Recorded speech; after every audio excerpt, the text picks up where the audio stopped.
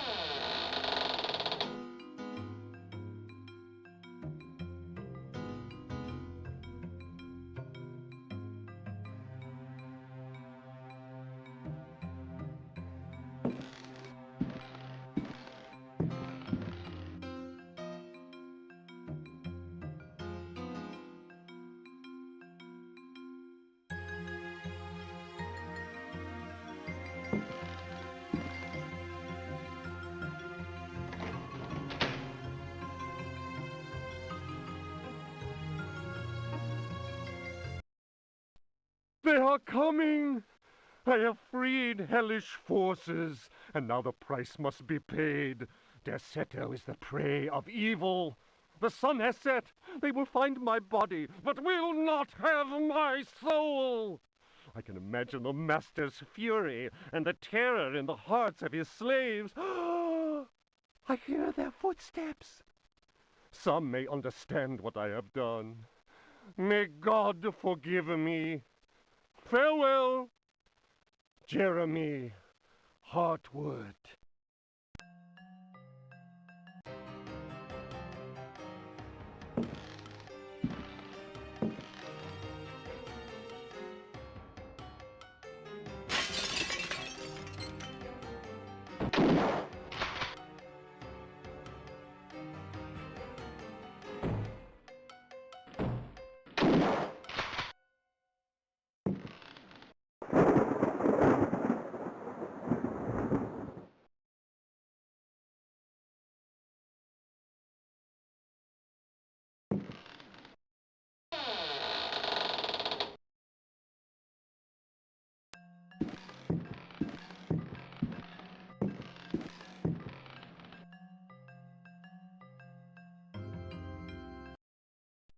Fragment of the Myth of the Golden Fleece.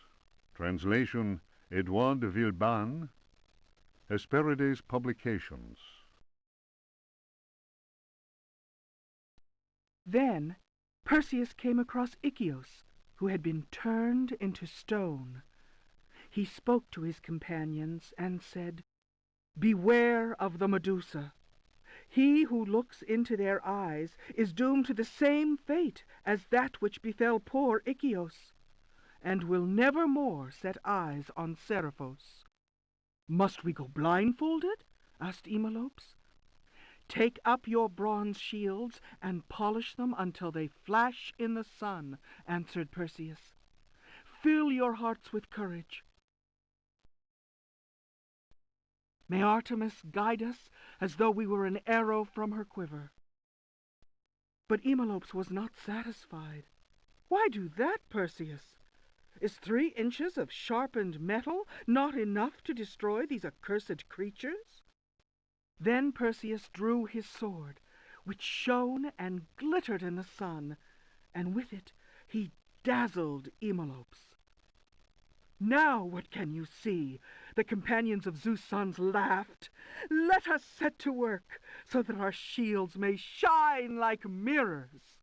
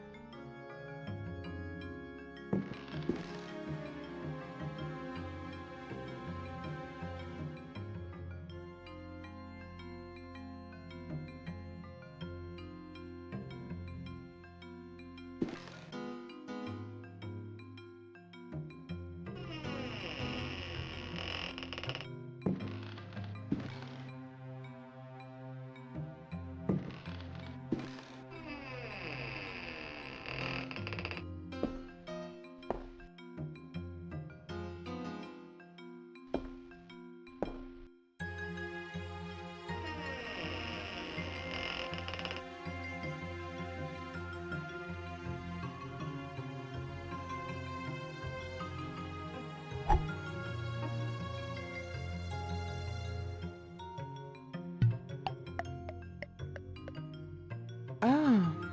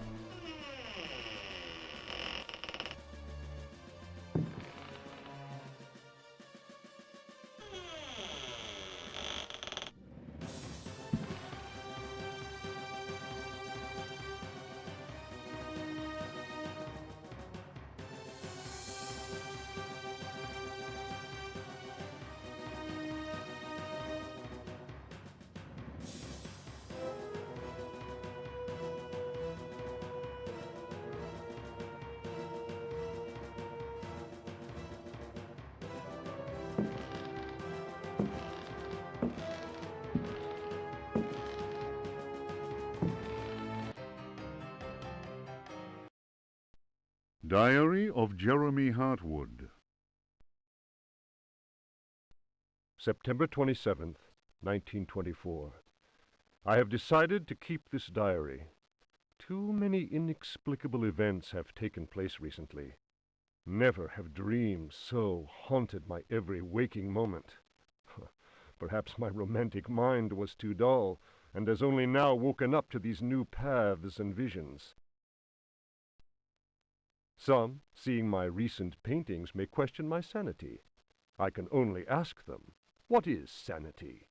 Where does madness begin? September 28th, 1924. The night is pitch black. I am again drenched in sweat. I was wandering in the dunes, among giant standing stones. They were arranged in a circle, and the wind whistled about them.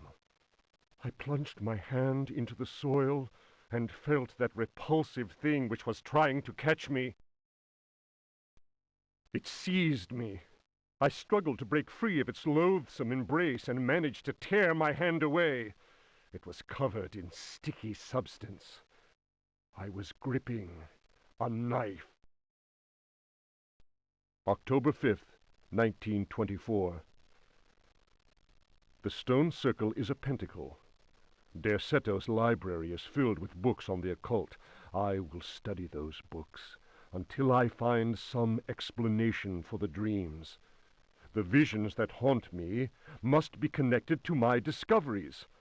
I shall have to undertake a profound exploration of my dreams. December 16th. Dear God, I have found the knife. It was hidden here, and what I have learned fills me with apprehension. It is a sacrificial dagger belonging to some unholy cult. The thought of that blade tearing through human flesh horrifies me, yet I must continue my research. Derceto is a storehouse of treasures. Was my father right, after all? January 23rd. I spend all my days plunged in dusty books. The servants are convinced I am mad. At night, I awaken them with my screams. The dreams are draining what sanity I still have. I have tried staying awake, but in vain. My visions have changed. No doubt the influence of my father's research. February 7th, 1925. The Dark Man, that is what I call him, has revealed his true face to me. He appeared, as usual, near the fireplace, but this time he approached me. His terrible smile will haunt me to my dying day. His breath was ice, and his burning eyes froze me. I could not move. I know, as surely as I have ever known anything, that the face I saw, the face that has turned my nights into hellish torture, is the mask of death. March 10th. My exhaustion is beyond description. The endless reading burns my eyes. It seems that pirates frequented the area. Dr. Herbert insists I keep to my bed. I have moved to another bedroom and sleep much better now. The Dark Man has not gone, however. I know it. He will wait for as long as he must. Unless I, Jeremy Hartwood, can find a way to send him back to whatever hell he comes from. March 11th. My poor knowledge of Greek and Latin is a serious handicap to my reading. I have, nevertheless, made a great step forward. I drew the symbol on the floor. He can no longer go there.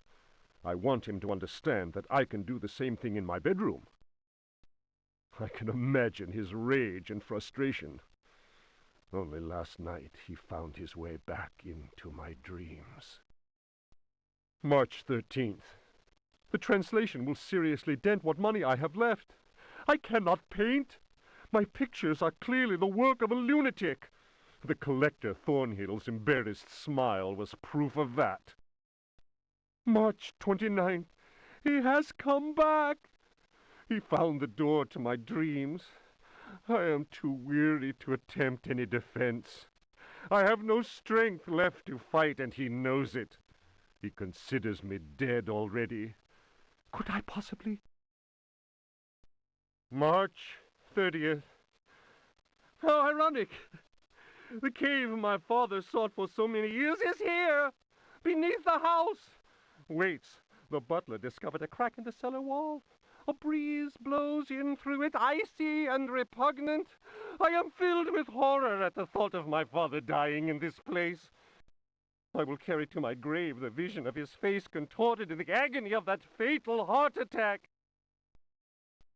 His body was twisted. He had wept. His fingernails were torn and bloody from scrabbling at the floor. Dr. Gray concluded that death had been due to a heart attack. It was Waits, who some time later was informed that my poor father had in fact bitten off his tongue and choked on his own blood. March 31st. I explored the caverns in a dream. The dark man came with me. Strangely, I felt almost well. How can I describe what I saw? No. What words are capable of explaining such evil? I realized that my death was of no interest to him. The dark man wants something else. He seeks a body. His avid servants are now free. I am the cause. It is almost funny. A curse is on Derceto. From the foundations to the very rooftop, I can no longer struggle, let alone eradicate the evil that grips the house. The end is very near. I can feel it. I have taken the decision to... May he who finds this diary pray for my soul. I realized that my death was a curse.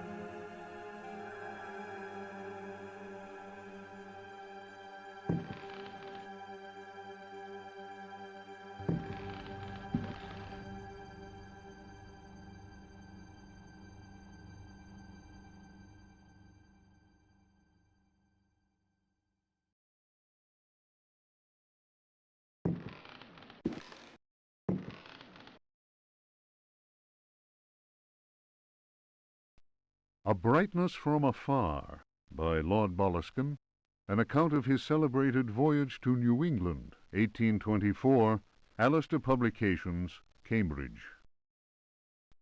Following a splendid journey, the sunny harbour came into sight. The locals were much impressed with one's arrival in their midst. One had time to sketch several of them and notice signs of degeneracy. Some children showed one their queer hands that would inspire uneasiness. Upon the promise of a few coins, a child is undertaken to reveal to one a most prodigious phenomenon of a natural order. One admits to being skeptical as to the prodigiousness of the marvel, whatever it may be. Indeed, one suspects it to be little more than an evening stroll to some charming wooden hut situated in the forest hereabouts. One will none the less go, for it is always well to submit to such local enthusiasms.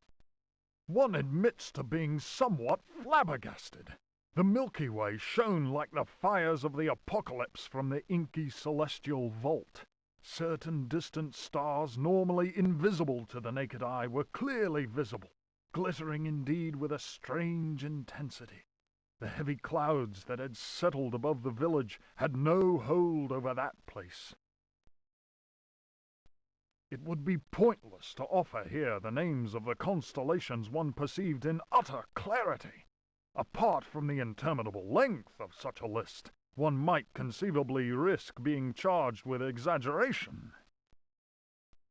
The cross cast its shadow on the ground. The sea in the distance was dead calm. Tonight, one will return to that spot and draw those stars. Tomorrow night, one will at last see Halley's comet in all its brilliance. The youngster will carry torches. Despite one's developed sense of direction, honed by years of travel, one feels incapable of finding one's way through the dark forest unaided. The drawings will, one is convinced, set light to the souls of men. Such a moon! One lost count of the craters, so sharply was their definition.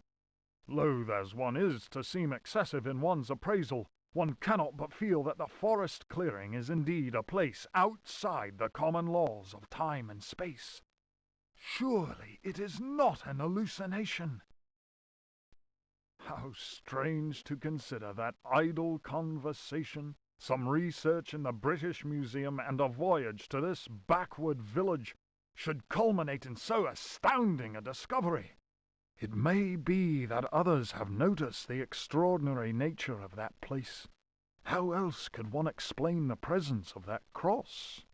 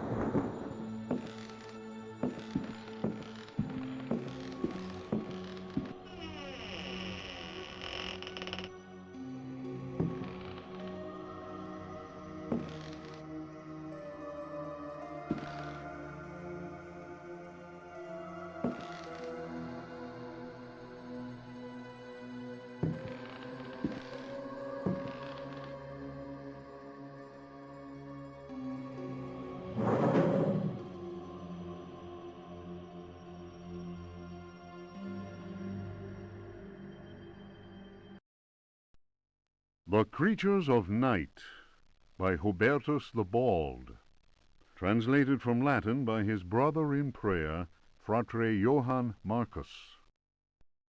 Of monstrosity. You who read me know that night engenders monsters, and that night creatures exist. The accursed book of Abdul al-Hazred is clear on this matter. That is not dead which can eternal lie. Unhappy he who knows that book. Unhappy he whose eyes alight upon that foulest of texts.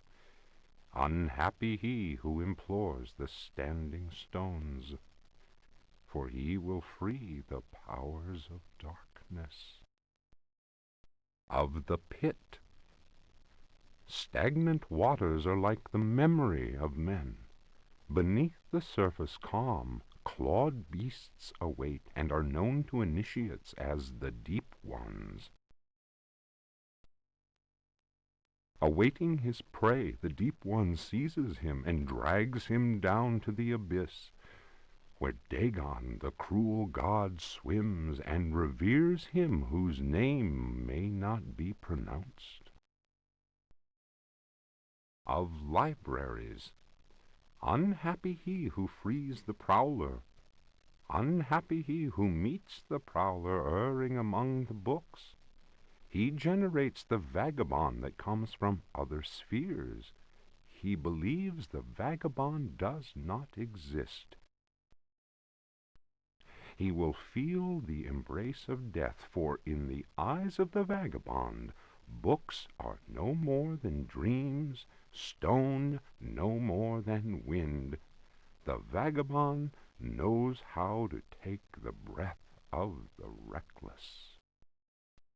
Of strife. He who speaks does not know, and believes he is able to kill the creatures of the night. Folly. Evil is conjured up by science and secrecy. He who prowls among books will perish by the blade. He who flies in the dark caverns will scream in fear. He who swims in the depths will evaporate. But he who believes he knows nothing. He who knows says nothing. Of death. There are domains more terrible than death. That is not dead which can eternal lie. Each creature is conjured up and is not dead, but returns to the origins. A monster, a science. Steel kills the vagabond who never dies. Translator's note. Here ends the manuscript of Hubertus, who died in the library of the convent of Teruel in the year of our Lord 1666. Requiescat in pace.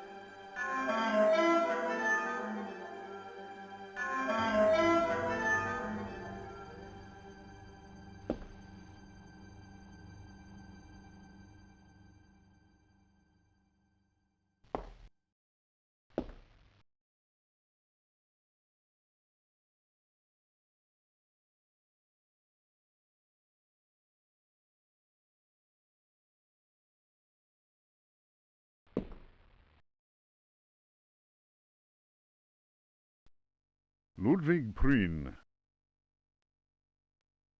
Nomine invocatoris si non sanctificatus es cave. De vermis mysteriis non absolvo folem legendum fatum et eum versus. Tibi magnum innominandum signa stellarum nigrarum et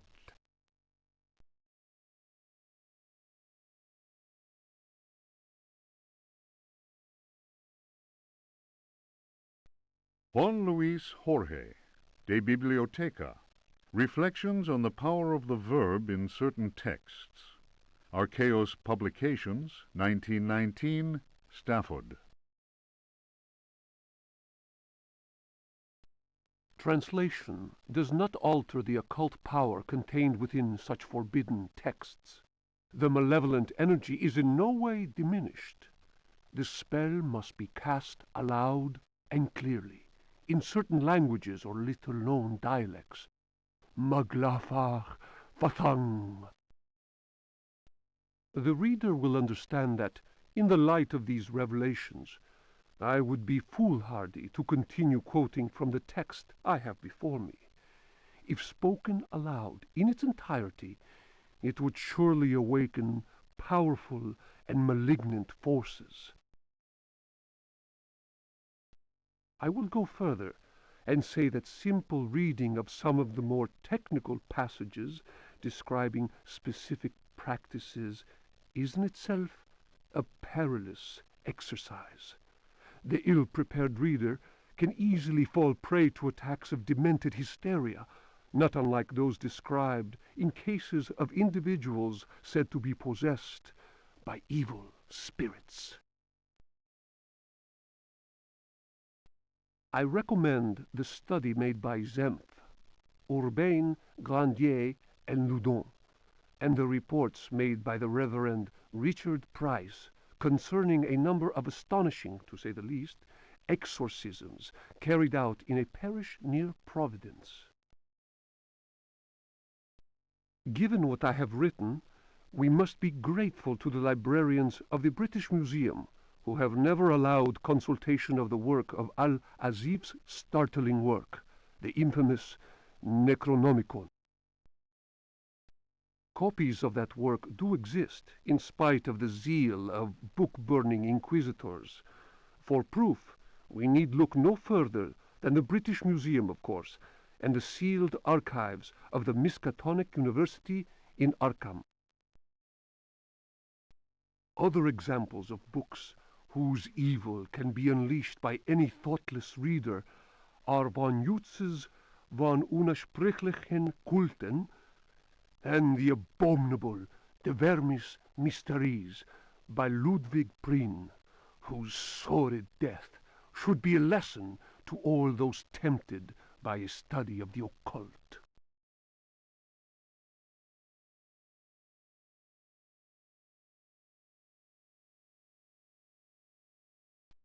The Sacrificial Dagger, Otto Stern, Lumina Books. The importance placed on ritual sacrifice is constant in religious cult practice.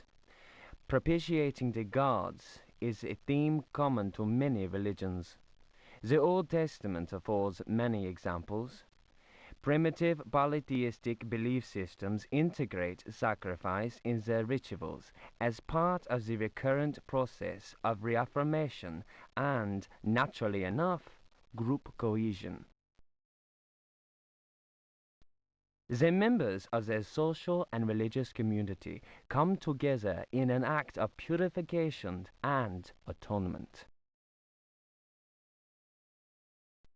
It would be erroneous to imagine the act of human sacrifice linking priest, offering, and God, C.F. Manzetti's stone cults, as anything less than a vital focusing of the group's faith.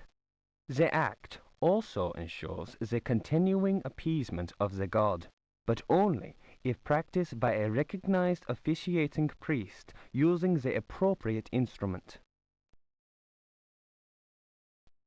Studies made concerning primitive religious groups bear witness to the central role of sacrifice in living ritual.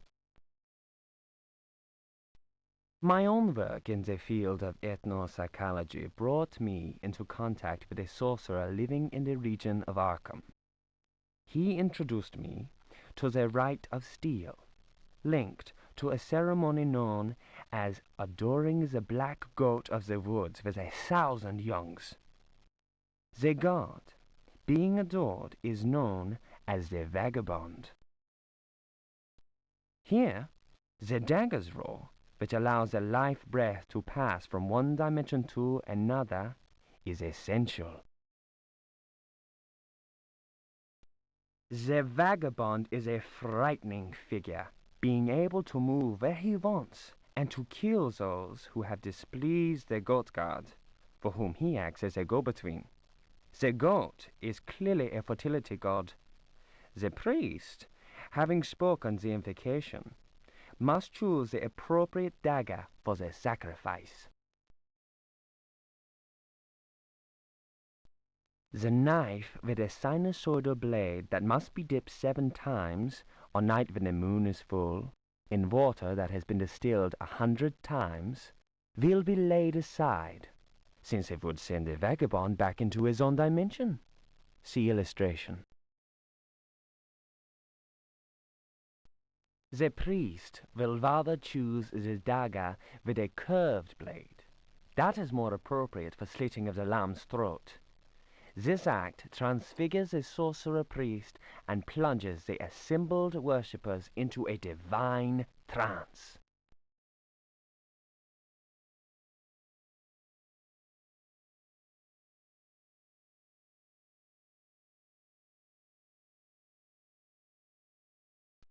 The Book of Yael, Signs of Stone, Eucharistic Rituals of Forbidden Cults. Texts collated by Monsignor Vacher, legate in the Curia of the Vatican. Numerous devilish cults speak of monstrous creatures called the Old Ones. These supernatural beings are believed to be possessed of powers equivalent to those of the gods of antique religions. Adepts of such cults refer to forbidden literature in order to cause these frightful entities to appear before them. What serious student of folk myths has not come across the names of Cthulhu and Shub-Niggurath? It must be said that these creatures wield tremendous power and are difficult to control once they have been unleashed into the world. Those who serve He who goes in shadows protect themselves with signs of stone, carved into the walls of houses or engraved on various objects. For those misguided servants of evil, the best protection appears to be that afforded by the sign of the most ancient gods, engraved in Manar stone, a heavy material said to be disagreeable to the touch. The sinful practices of those who fall into such errors can only lead to the darkest of despair, and are a mortal danger to the soul. Such monsters as those invoked by these foolhardy individuals are engendered when reason drops its guard. Man is easily tempted into perversion. It is why we must forever remain alert and renounce Satan with each breath we take. His ways are infinite in number.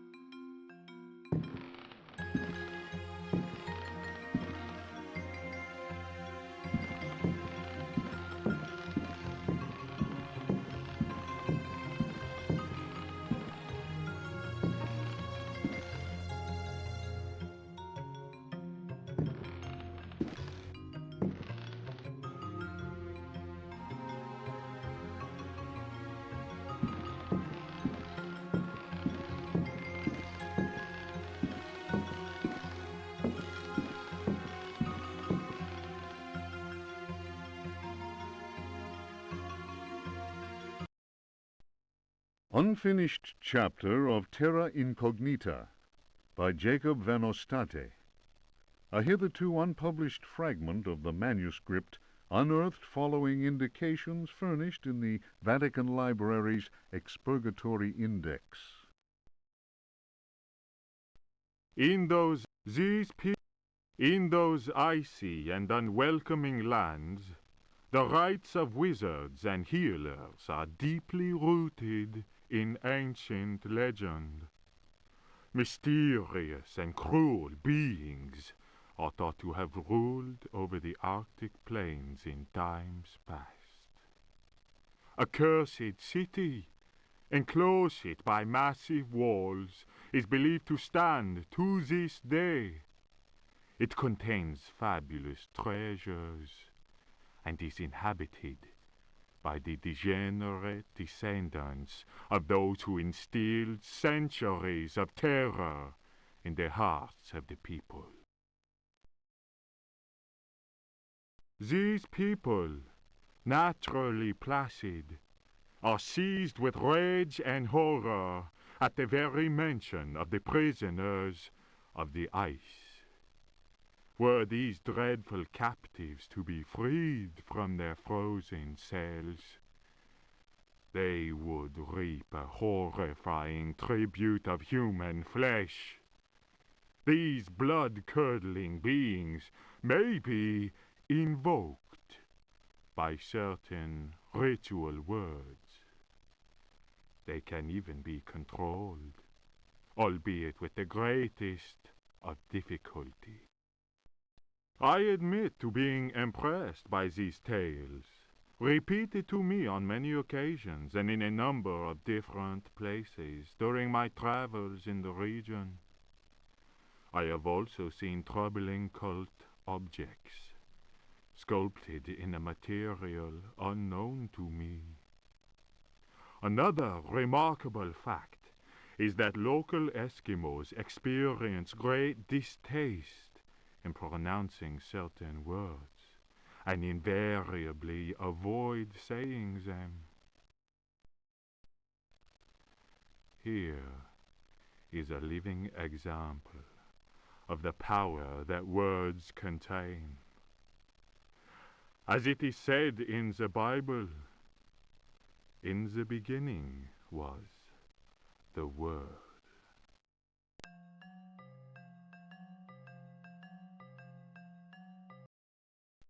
If Rocks Could Talk, or The Story of a Louisiana Plantation by the Marquise de Chamfray. After the criminal selling off of Florida by the foul usurper, my father elected to remain in this inhospitable land, where we were free at least to express our royalist feelings, and hope our country would come to its senses. In 1818, a certain Pickford bought up Ledoux's land, after the poor fellow had ruined himself in unfortunate speculation. Pickford soon turned out to be the most loathsome human we had ever encountered.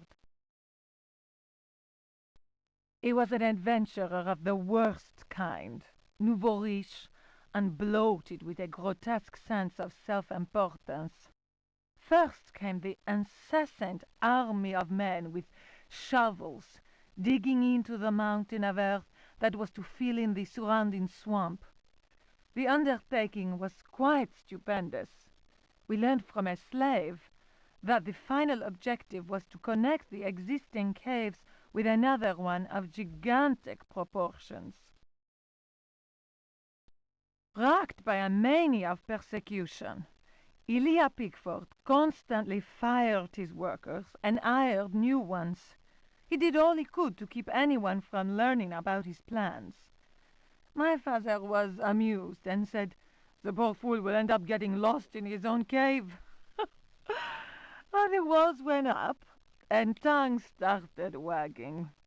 Our detestable neighbor had been a sailor, a ruffian grown rich on questionable trade. Distasteful stories were told of him.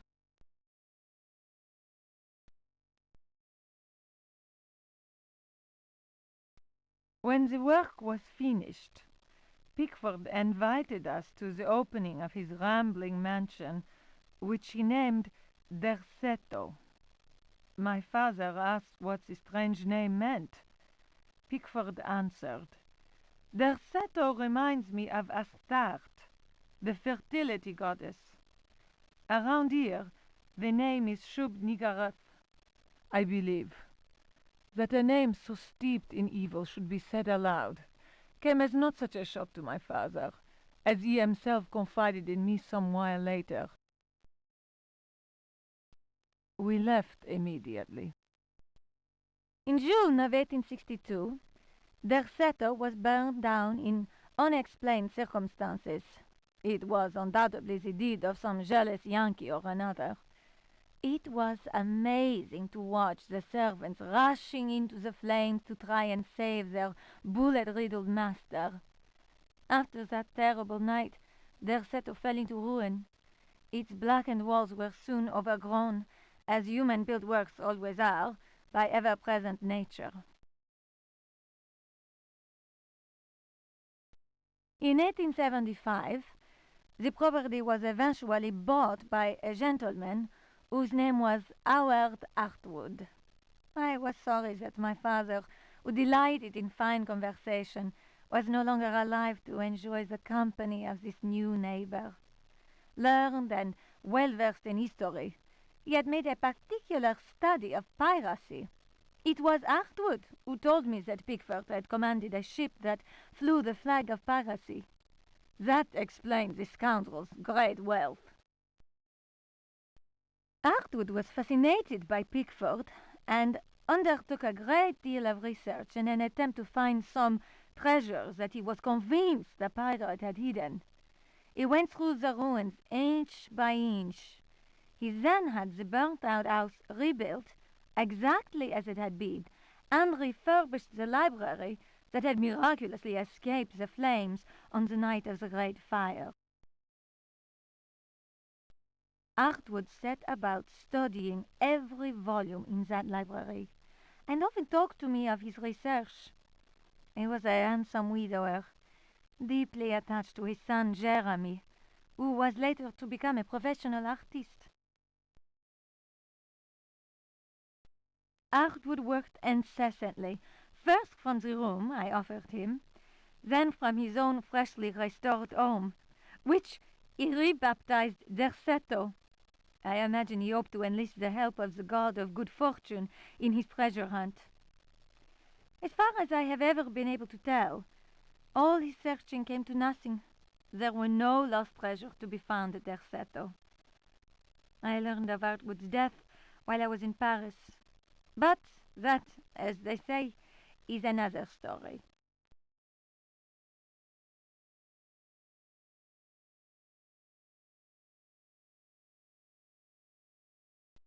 The Sons of the Sun and of the Shadows. Lieutenant Lope de Vega's account of his astounding travels to the land of the Aztecs. "Holy Christ!" cried Captain Cortez, astonished by the strange rite we beheld. We found the savages half naked. They were throwing balls of silver and gold at each other. They laughed as if demented, clearly maddened by some heathen drug. And yet, should one of them fail to catch the ball thrown in his direction, the poor devil was seized and dragged off to be sacrificed in their temple. As we discovered, this frightful game was a ritual most holy to them, and symbolized the movement of the heavenly bodies. The dropping of a ball foretold a catastrophe. That is what the Aztecs believed in their godless ignorance. Their countless deities could only be appeased through endless human sacrifices. The victim's heart, which was still beating, lay in the hand of the murderous priest. The interior of the temple was surprisingly cool. The weight of our armor, our exhaustion, even the burden of our suffering, they were all banished by a sense of awe that the crudely magnificent altar instilled. In the tomb-like silence, a deep voice chanted an incantation. The majestic statue of the water goddess, Chalchihuitlicue, seemed to throb with vitality. This massive stone, draped in a golden cloak and studded with precious stones, was coming to life before our very eyes. Horror of horrors! The granite eyes of the statue, empty of life only moments before, were now injected with blood. We staggered back in amazement. Dom Jose was taken by a fit of convulsions. He tried to raise up his crucifix, as if to ward off an attack by demons. The heathen priest laughed cruelly. The statue's mouth cracked open in a deathly grin, bearing teeth sharpened to dagger points. Captain Cortez cried, "Attack!" But it was no use. We were glued to the spot. We were unable to move. Our armor seemed to be bolted to the temple floor. Our legs weakened, and we collapsed in a thunder of steel. Only Cortez had the presence of mind to unsheath his dagger. He hurled it at the cackling priest. 4 inches of the finest Toledo steel buried itself in the heathen's face. His blood spurted, splashing the now lifeless idol. We picked ourselves up with difficulty. Never will I forget that terrible moment. My companions, naturally enough, told tales of devilish enchantments cast upon our armor. Whatever the truth of that, I could not deny that the supreme god of the fourth universe had treated us as mere playthings. I am convinced that a terrible energy is yet contained within that heathen statue. A power strong enough to change a proud conquistador into a helpless puppet.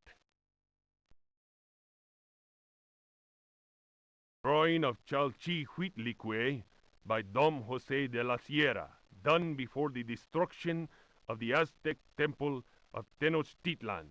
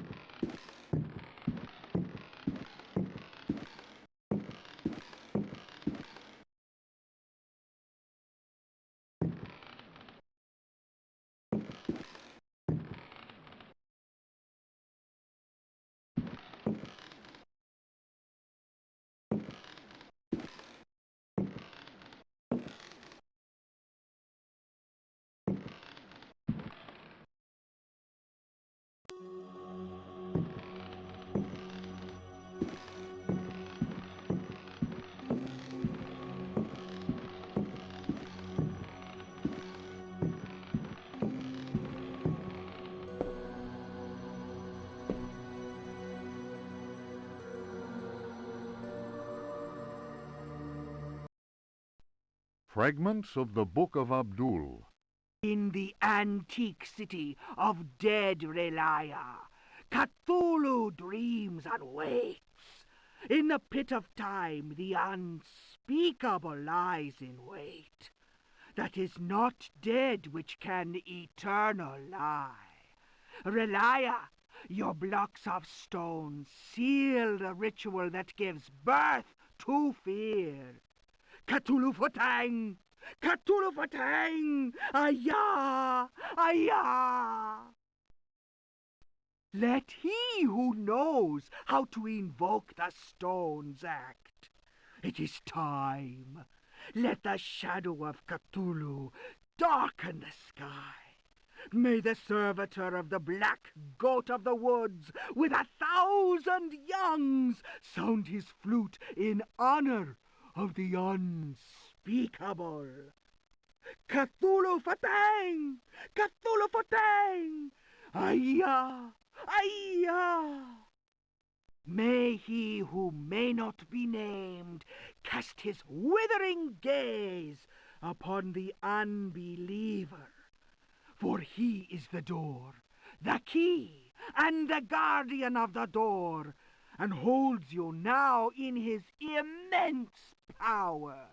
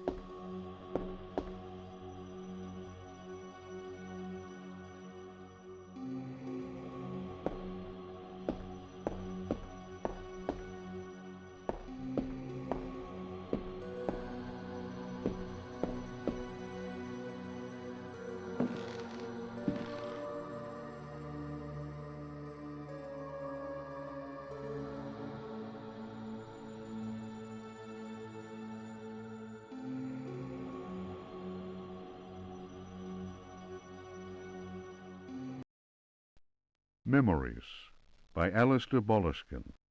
Printed in London, A. Machin, editor, 1833.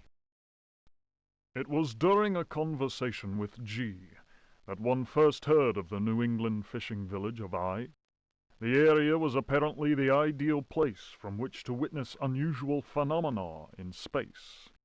The quality of the air, along with the conjunction of several favorable factors, made one impatient to get started.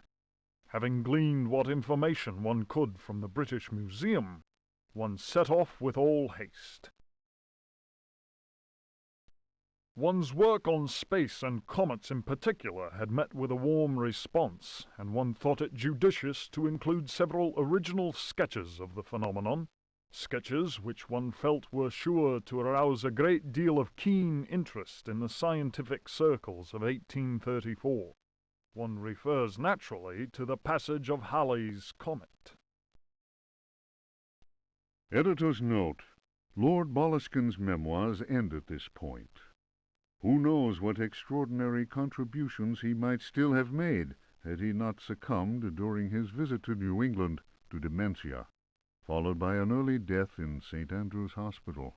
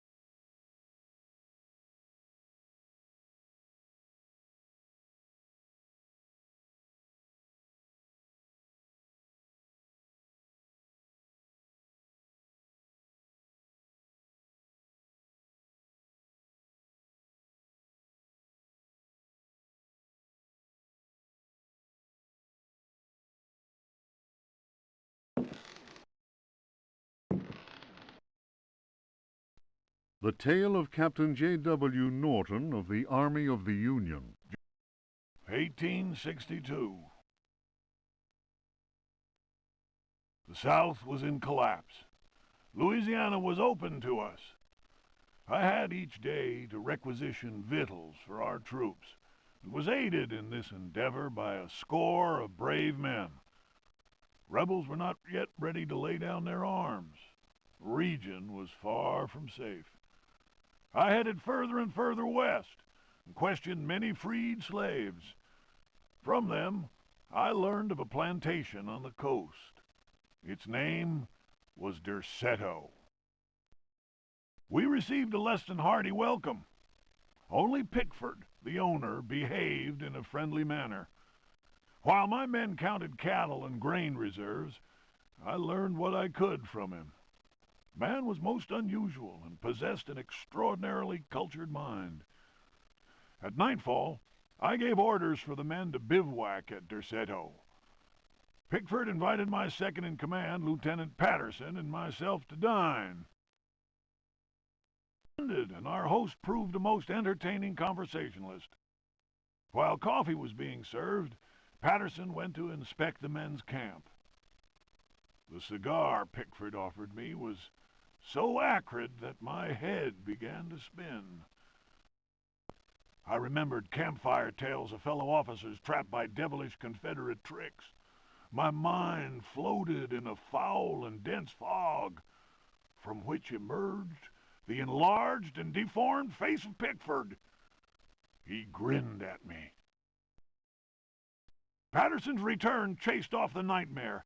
I heard shouts and firing from outside and found the strength to take out my revolver. I fired 3 shots. Pickford fell to the floor. Patterson then helped me out of the burning house. The air was filled with smoke. We resembled a company in disorderly retreat. I saw slaves leaping into the flames of that inferno. They were trying to save Pickford's life.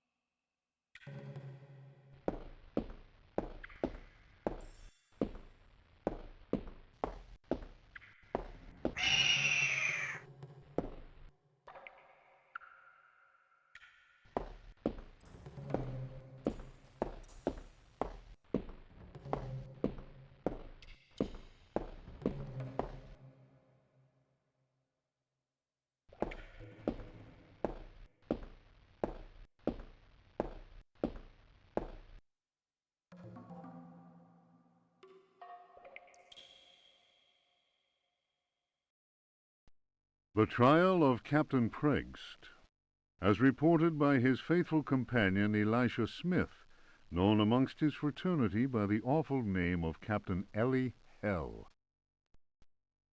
Transcribed from the log found aboard the wreck of the frigate Astarte by H. Hartwood. "By all the devils!" roared Pregged, glaring at William, the judge. "Curse it, Will!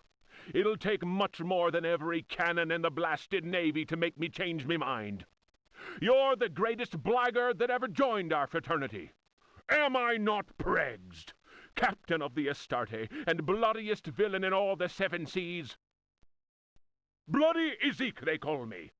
And you think I'll tell you where I hid my treasure?" The tribunal of the Corsairs' fraternity murmured at this. Pregged was indeed all he claimed. The judge, One-Eyed William, slammed his fist on the table, and silence was restored. "Shut your mouth, Pregged! You didn't pay the fraternity its rightful share, and that means only one thing. You'll hang by the neck from a yardarm, you scurvy cur!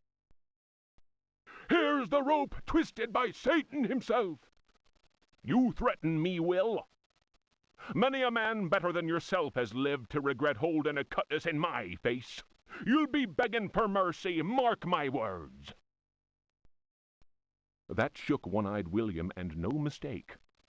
Danny waved his hook in the air and shouted, "Prext was always a loudmouth. The law says we hang him."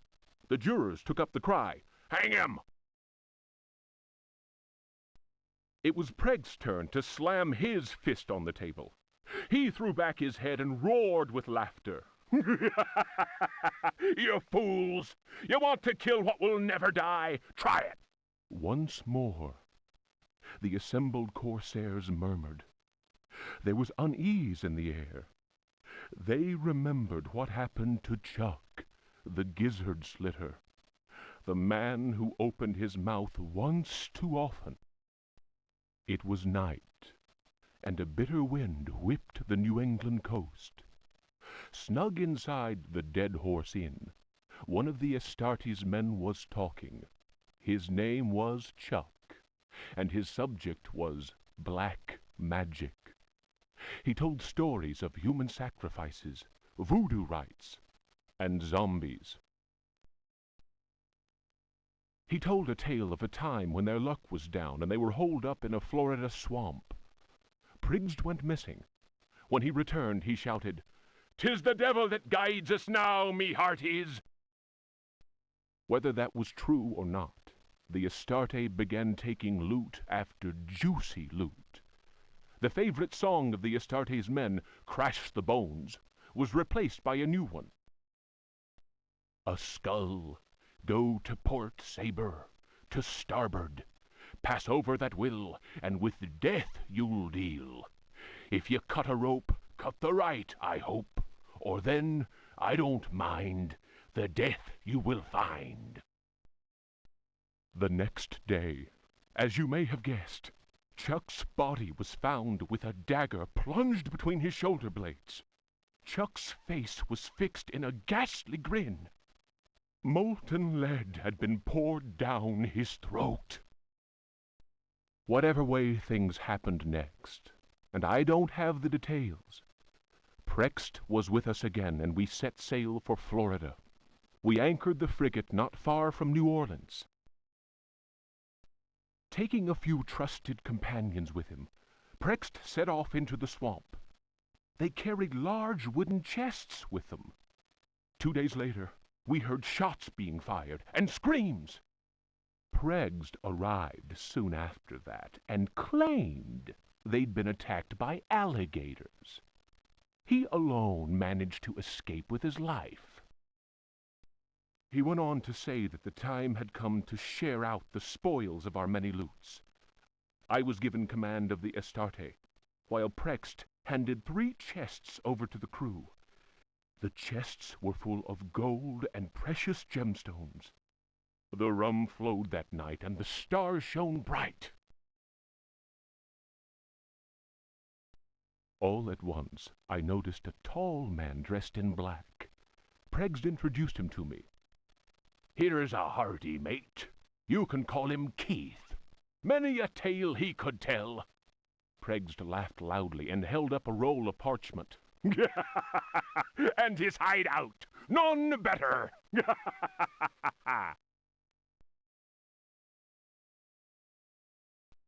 The parchment fell to the ground, partly unrolling.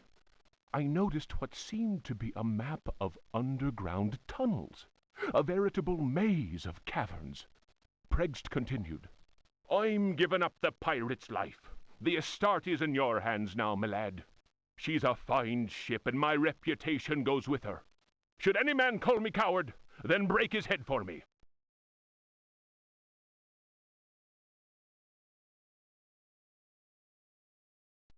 I'm leaving you only because I found a treasure more precious than the purest of gold.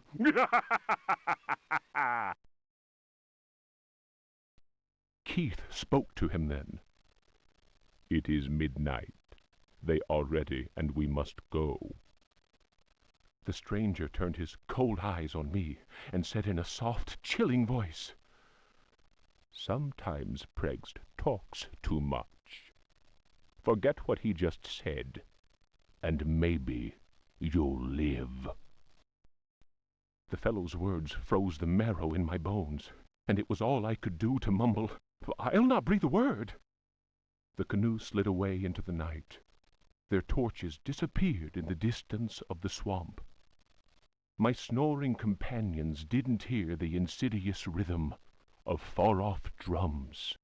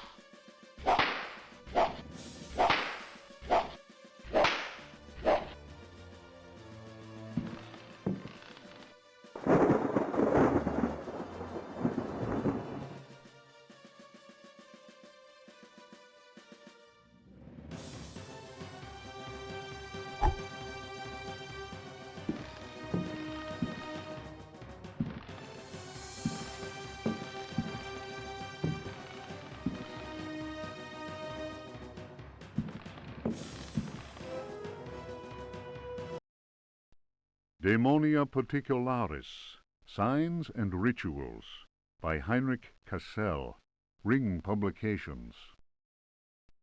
The ritual of invocation demands that the officiant be pure. We have already described the complex operations to be followed in order to call those that sleep in superior dimensions. We shall, for the present, limit ourselves to the sign of mutual recognition used amongst their number by adepts of the cult of the Old Ones. The sign also serves as protection when in the presence of a servant of evil. The sign resembles a blessing, save that the first and little fingers are both folded beneath the thumb, whilst the second and third fingers are held up.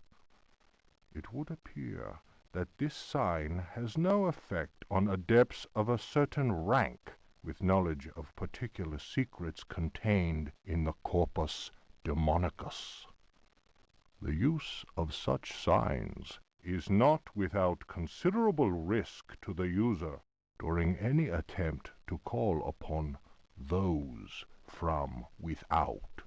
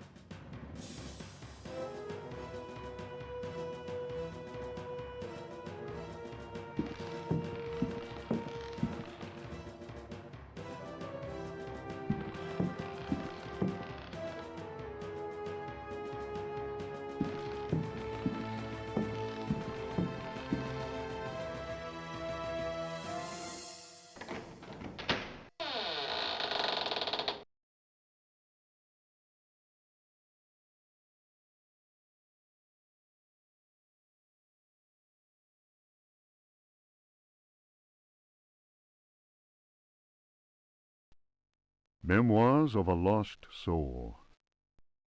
The mask must fall. You who discover this manuscript, understand this. I am here at your side. I am waiting in the darkness of my crypt. Soon you will belong to me. One of my slaves wrote this document. I have lived for 3 centuries, and my name is Ezekiel Prext, or Elijah Pickford. You may choose which to call me. I do not hide out of fear. My power is immense. I have sailed the 7 seas. My ship, the Astarte, spread terror through all the continents. The corsairs judged me like the Welsh judges of 1620, but they could not destroy me, and neither could the pirates. Now, I am immobilized. Damned Yankees! Witchcraft, voodoo, and the Cthulhu cult. I know them all. I have reigned and implored the stones. Only the Catonian haunts the cavern and resists me, but he dare not attack. I have need of a living body to regenerate myself. The Heartwoods managed to escape from me, but you who are reading these words, you will yield to my embrace. I hear your ragged breath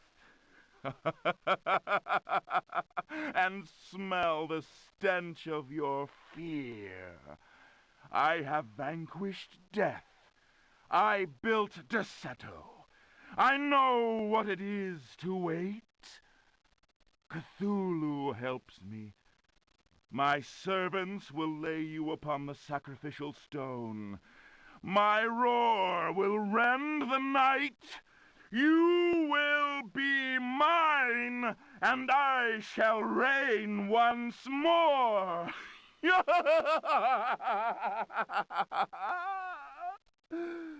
Come to me.